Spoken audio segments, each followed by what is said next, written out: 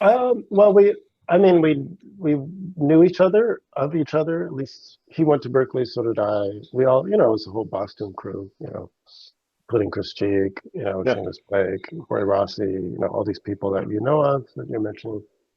Dan Reeser. yeah, It's a bunch of people, or people in Boston. Chris Speed, so on and so forth. Jim Black. Jim Anyway, Black, yeah, sure. you can go on. There's a lot of people that were there around the same time. Ben Street, Larry Grenadier. He just was in Boston for a little bit, but Josh Redman. Anyway, so on and so forth. Roy Hargrove. I mean, there's plenty of people. Um, so, right, yeah, right around it was around that time after coming back from New Orleans. There were a lot of sessions going on, and I think maybe Ben and Jeff, or maybe it was just Ben or Jeff. I don't remember. Uh, Kurt had been in Spain for a little bit, and around that period, maybe it's 92, maybe it's 93. I don't somewhere, maybe 93, 94, somewhere in there. I don't remember exactly, but and I again, like I was looking for things. We were all looking for things, and we played a session together, and something happened.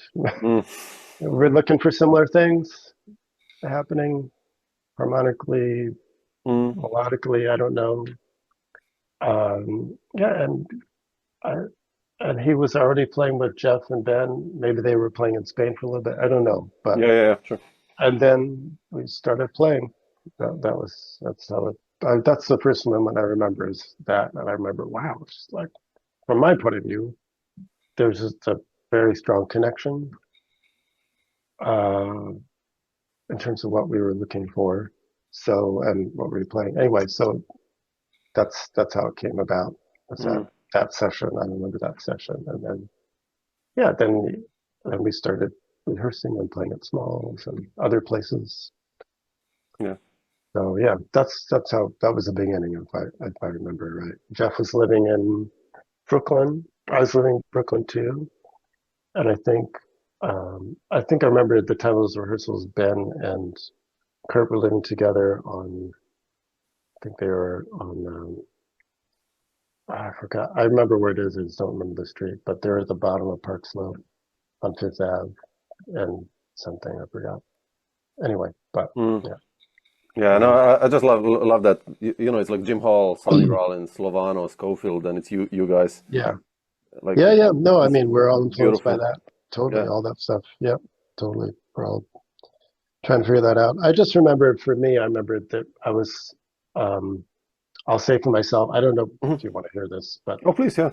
yeah, I mean, we were all, you know, I was listening to a lot of, you know, late romantic and early 20th century classical music, and, a lot of, uh, I think a lot of people were listening to free music at that point, especially Ornette, and some of the avant-garde, and also um, that was a period of I think Wynton had a lot to do with that, just rediscovering the sound of acoustic instruments had an influence on everybody, actually, even people who didn't like his music. I mean, but we all, I mean, I dug it and respected. I think all of us did actually.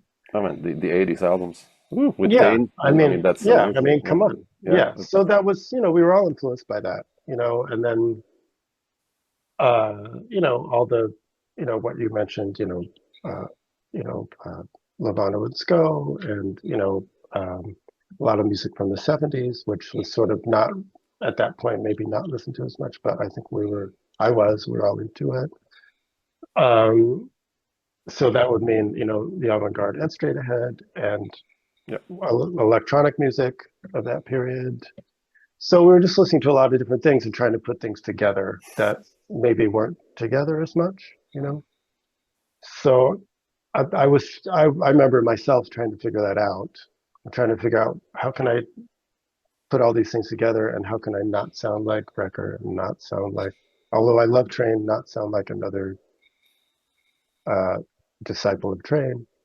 How can I, you know, check out other saxophone players or reed players that maybe haven't been addressed? Of course, I mentioned, think about Warren Marsh and Lee Konitz and Mm. Paul Desmond. but still live train and sunny, people who are usually opposite. How can I put all that in there? You know, how can we engage in a music that somehow engages more minimalism? Looking back on it, it's easier for me to say that, but Sure. then we didn't know what it was. So, um, I think all those things were going on at once. Music that had elements of the abandon of free music, Yeah. but organized in songs that have, could say, popular sensibilities that are really singable, but also have complex harmony. Yeah. You know, how could you do all that in one place? I think we're all trying to figure that out.